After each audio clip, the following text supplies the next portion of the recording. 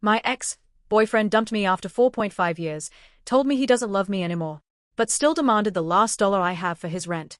I'm 30 female. My ex is 26 male. We were together for 4.5 years. By the end of it, we were both miserable. The strange thing is, I still loved him deeply when it all fell apart. But love wasn't the problem.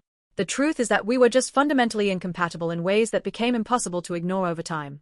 And on top of that, I was going through some of the worst mental health struggles of my life. For a long time, I was dealing with severe mental health issues that I never properly treated. I was having panic attacks every single day. Not the mild kind people casually talk about, the kind where your chest tightens so much you think you're dying, where your hands shake and your brain convinces you something terrible is about to happen. On top of that, I was severely depressed. I could barely function most days. Simple things like showering, cooking, or responding to messages felt overwhelming. I felt like I was moving through life underwater. One therapist I briefly saw told me I might be dissociating. She explained that sometimes when people are overwhelmed for long periods of time, their minds try to protect them by mentally checking out. But I never got to fully explore that with her because I simply couldn't afford to keep seeing her. So I was left with this vague idea that something was wrong with my brain, but no real tools to deal with it. Meanwhile, our relationship kept deteriorating. Our bedroom was completely dead. I had no energy, no emotional capacity, and honestly very little connection to my own body at that point. Intimacy just stopped happening. To make things worse, I was living over 2,000 miles away from my family and the support system I grew up with. I had moved for the relationship, and over time I became increasingly isolated. I didn't have close friends nearby, and I struggled to build a life outside of him. So the person I leaned on the most became him. And that was a lot for anyone to carry. Looking back, I can understand how overwhelming that must have been for him. Too much of the emotional support I needed ended up falling on his shoulders. At first he tried. I really believed that. But over time, something changed. He started to resent me. I think part of it was the age difference. Even though it wasn't huge, he was younger than me, and I think he expected that because I was older I should have my life and mental health more under control. Maybe he thought I should have been the more stable one in the relationship. Maybe he expected me to be stronger. The reality, though, was that I wasn't. As things got worse, he started keeping score. He would compare all the things he did for me to the things I did for him. Every favor, every sacrifice, every time he helped me during a panic attack, it all started being counted and weighed against me. And the more unbalanced it felt to him, the angrier he became. Eventually his frustration started showing in ways that scared me. He would punch holes in the walls when he was angry. His temper became explosive. Arguments that started over small things would spiral into hours of shouting. Sometimes the things he said cut deeper than the yelling itself. When he was angry, he would unleash this flood of verbal venom, cruel, biting things that made me feel smaller and smaller. The worst part was that the more volatile he became, the worse my mental health got. It became a vicious cycle. I would spiral deeper into panic and depression, which meant I leaned on him even more. That made him feel even more trapped and resentful. His anger would escalate, which made me more anxious and unstable. Round and round we went. I tried so hard to fix myself. I really did. I tried reading about anxiety. I tried different routines. I tried forcing myself to function better. I tried pretending I was okay when I wasn't. But every time I thought I was improving, I would crash again.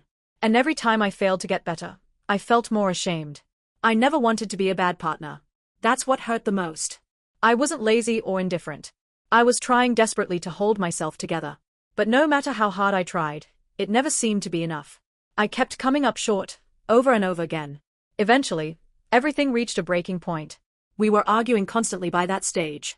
It felt like every conversation turned into another fight about how unhappy he was. He stopped hiding it completely. He told me regularly that he was losing hope in the relationship. And one day, it finally happened. He broke up with me. At first, he tried to frame it gently.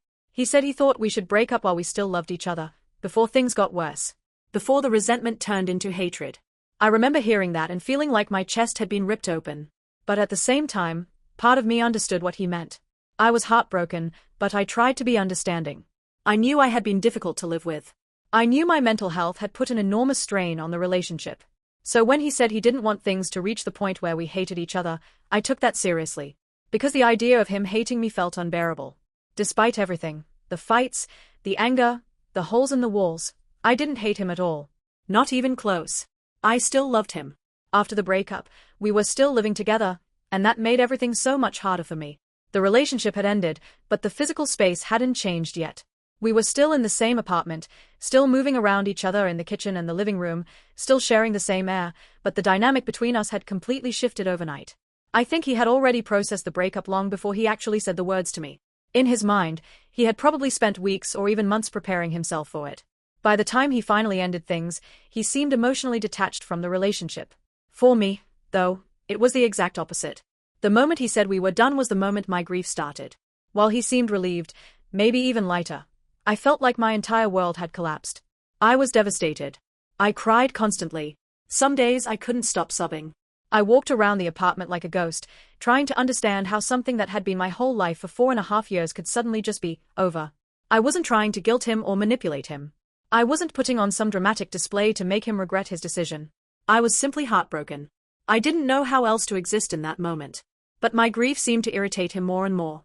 The more emotional I became, the more agitated he got. It was like my sadness made him uncomfortable, or maybe it made him feel guilty in a way he didn't want to deal with. At one point he even snapped that he couldn't enjoy anything because my crying was constantly making him feel bad. Hearing that hurt more than I can explain. It wasn't like I wanted him to feel bad. I wasn't trying to punish him for leaving me. I was just grieving. I had lost someone I loved deeply, someone I had built my life around. Of course I was falling apart. But the tension between us grew quickly. Every conversation started feeling hostile. The apartment no longer felt like a safe place for either of us. My mental health, which had already been fragile, took an even darker turn during that time. I felt like I was unraveling in real time. Eventually we worked out the logistics of separating our lives. He decided to take over the lease, which meant I needed to move out. Before the end of February, I turned in my keys and officially removed myself from the lease agreement. Legally, I was completely free of the apartment and any obligations tied to it. After that, I packed up my things, got in my car, and drove over 2,000 miles back home to my family. I knew I couldn't stay there anymore. I needed support. I needed people around me who cared about my well-being, because at that point my mental health had become genuinely scary. Going home felt like the only option. Originally, though, the plan had been very different. Before everything deteriorated so badly, I had agreed to stay in the apartment until mid-March. Because of that timeline, I had also agreed to help him pay part of March's rent. I made it very clear that my willingness to help came from the love I still had for him and from how grateful I was for the ways he had supported me during my worst moments. Even though we had broken up, I still appreciated the things he had done for me when I was struggling. I felt like helping with that rent was the least I could do. In my mind, it was an act of kindness and closure. He made it very clear that he also believed I owed him that. At first, I accepted that. Given everything he had put up with during my mental health struggles, I felt like maybe he was right. But then things started changing. The way he spoke to me became colder and harsher. The patience he once had was completely gone. Conversations that should have been simple became uncomfortable or hostile. Some of the things he began saying to me felt unnecessarily cruel. And the more those interactions happened, the more something inside me started to shift. Because whatever we once had, even if the romantic love was gone, basic human care should have still existed. At the very least, I believed there should still be some form of compassion between two people who spent nearly 5 years of their lives together. But what I was hearing from him didn't sound like compassion. It didn't sound like kindness. And it definitely didn't sound like love. I was completely prepared to send him the money. That's the part that still messes with my head. Even after everything, even after the breakup, even after the arguments and the way he'd been speaking to me, I had already accepted that the last of the money I had to my name would go to him to help cover March's rent. I knew that once I sent it, I'd basically be starting over from zero while I looked for a new job back home with my family. But I had convinced myself that it was the right thing to do. Originally, when we first broke up, I told him I'd help with March's rent because I felt like I owed him something. During our relationship there were times when I struggled financially, especially when my mental health was at its worst. There were months when he stepped in and helped keep us afloat, and at the time I was genuinely grateful for that. So when we decided to separate, I felt like helping him with one more month of rent was a way of showing appreciation for everything he had done for me when I was struggling. But things didn't stay respectful between us after the breakup. The way he started talking to me changed completely. The patience he once had for me turned into resentment, and that resentment turned into cruelty. Conversations that used to be calm became hostile almost instantly. He would throw things from the past in my face, bring up every mistake I had ever made during the relationship, and remind me constantly how much I had owed him for the help he gave me back then. At some point it stopped feeling like two people who once loved each other trying to separate peacefully. It started feeling like I was just a resource he was trying to squeeze whatever he could out of before I disappeared from his life. Still, even with all of that, I was planning to send the money. It wasn't until my dad and my brother sat me down for a serious conversation that I started questioning whether I was doing the right thing. They had watched me spiral for months during the relationship, watched my mental health completely collapse, and they had also watched how broken I looked after the breakup. When I told them I planned to send him the last of my savings to help with his rent, they were absolutely furious. My dad looked at me like I had just said the most ridiculous thing he had ever heard. My brother didn't even try to hide how angry he was. They both told me the same thing in different ways, that I was being taken advantage of. My brother called him a narcissist and said the way he had been treating me lately sounded exactly like gaslighting. According to them, he knew I still cared about him and he was using that to guilt me into giving him money he knew I couldn't afford to lose. They told me flat out that if I sent him that money, they'd be angry at him, but they'd also be angry at me for letting someone treat me that way. If they had their way, I would have blocked him on everything right then and there and never spoken to him again. But I couldn't bring myself to do that. Even after everything, even after the breakup and the cruel things he'd said, a part of me still cared about him too much to completely disappear without any kind of closure. I didn't want to become the villain in his story by just vanishing.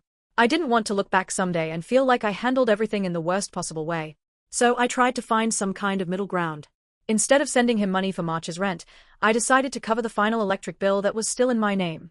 That bill was from a time when I was still living there, so it felt fair to handle it myself. After paying it, I told him that I would keep the service active until he transferred the account into his own name. I didn't want there to be a situation where the electricity suddenly shut off on him because the account closed too early. I told him I'd wait until the end of the week for him to switch it over. If I didn't hear from him by then, I would end the service on Thursday or Friday. When I told him about the decision, the conversation that followed was one of the hardest I've had in my life. He was furious. There was no understanding, no appreciation that I was still trying to help in the only way I realistically could. Instead, he accused me of going back on my promises. He reminded me of every time he had helped pay rent when I was struggling during the relationship. He told me that the fact he didn't love me anymore shouldn't matter when it came to keeping my word. But to me, it mattered more than anything. The only reason I had ever agreed to help with March's rent was because I still loved him and appreciated what we had shared. It came from a place of care and gratitude. Once that care was replaced with hostility and cruelty, the entire foundation of that agreement changed for me. It honestly felt insane that he could treat me the way he had been treating me, telling me he didn't love me anymore, acting like he owed me nothing, speaking to me with so much anger, and still expect me to happily hand over the last money I had left. In his mind, I'm probably the villain now. The ex who broke a promise and left him to deal with rent on his own. I'm sure that's the story he'll tell. But from where I'm standing, I feel like I tried to do the best I could in a really painful situation. I paid the bill that was my responsibility. I tried to make sure he wouldn't lose electricity. I tried to end things without completely burning the bridge between us. Was I wrong for refusing to send my ex money for his March rent after we broke up, even though I had originally agreed to help? Considering it would have been the last money I had until finding a new job, was it unreasonable for me to back out after the way he treated me? Should I feel guilty for not keeping that promise? Or is this a situation where I need to finally prioritize myself and move on? So if you have reached here, thank you so much. Please subscribe. It will be a great help.